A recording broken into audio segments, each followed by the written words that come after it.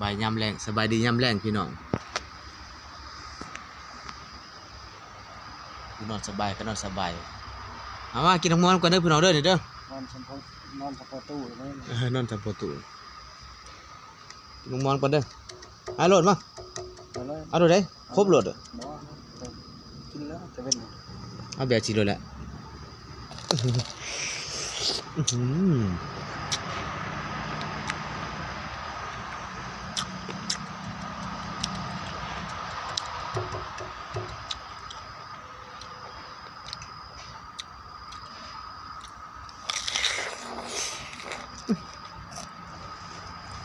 ผมเราไม่ได้กินมอง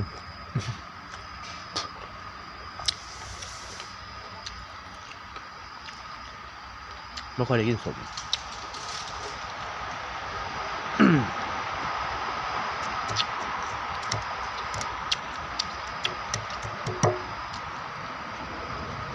มะม่วงพี่น้องออกไปข้างนอกเขาเอามาดูว่าเขาเอามาจะใส่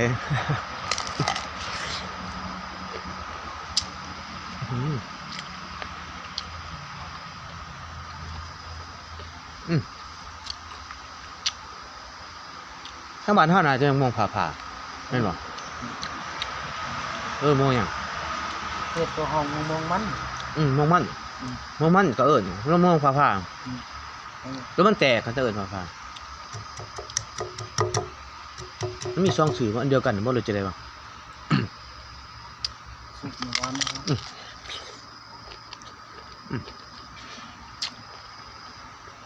แถว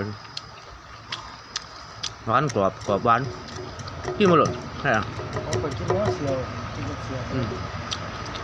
เอาแบบง่ายๆเลยนะ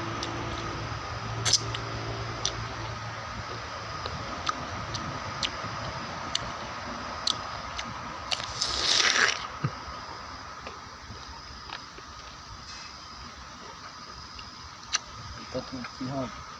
การเกียบไม่หวาน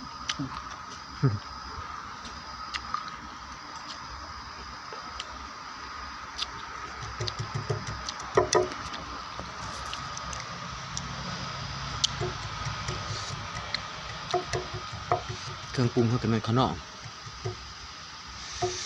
รส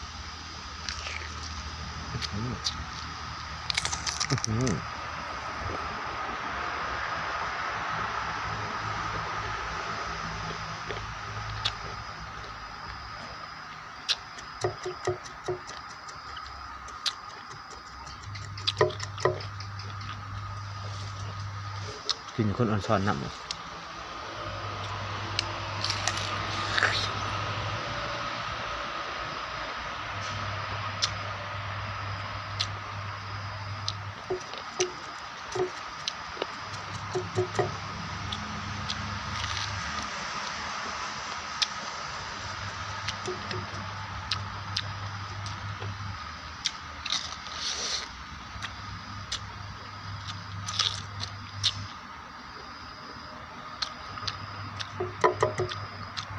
มีโอกาสกินก็กินเนาะพี่น้องเนาะ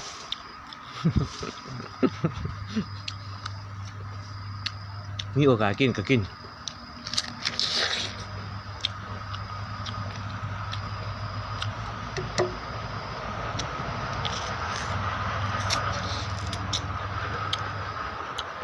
ชีวิตมนุษย์มันก็พอสมีแล้ว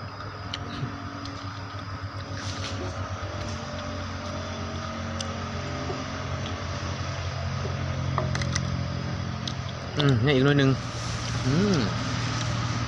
ดูของแถมยังไม่ทันจัดการมาร่วมขั้นบอลหนึ่งมุมบ่ได้เนี่ยเอาแบบหนาวเดิมมาเด้อ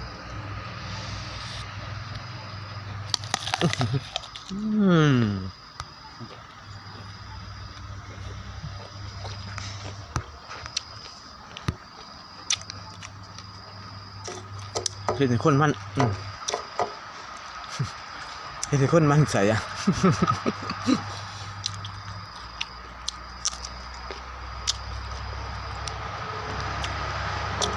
กูได้มันใส่กับเลือดนี้เลย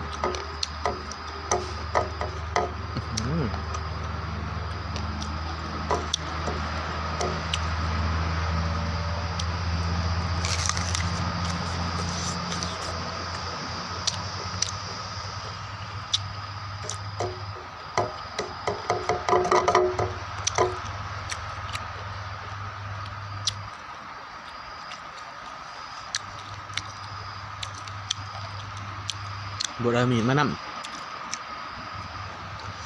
มือถือโทรศัพท์เบื้องหนึ่งเอาเดี๋ยวถือเลยใช่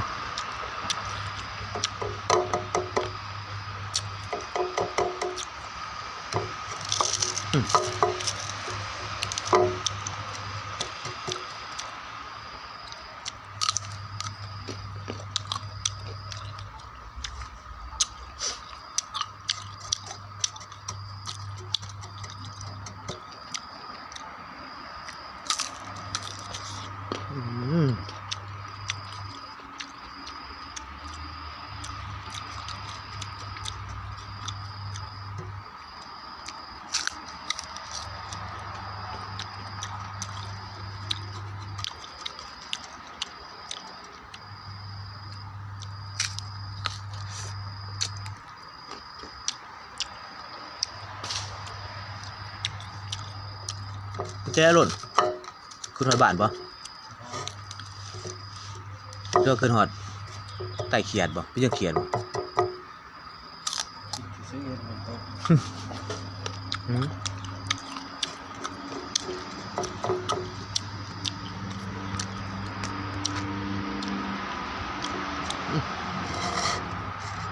คุยเอาข้างนอกที่เบิ้ลเลย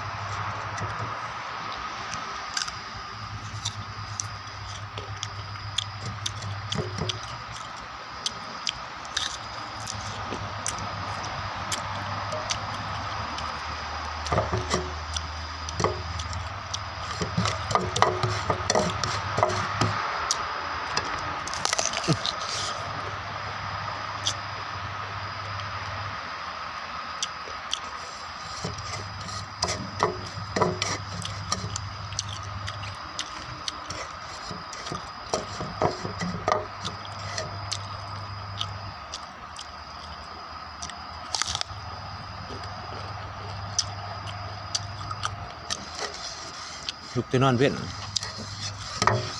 หาวให้สมจริงเขาจะทำกันแค่อย่างหรอกสินั่นก็ผสมนะกว่ากินแบบผสมหวาน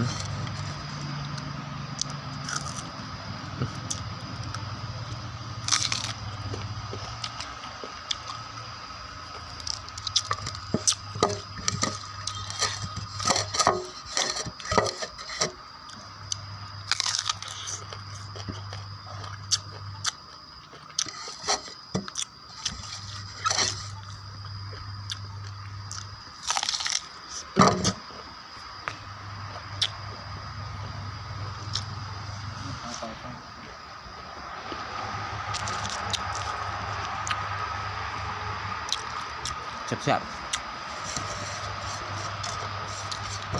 กินมาเวิร์ดพอดีอ่ะพี่หน่วยหนึ่งหน่วยปลาย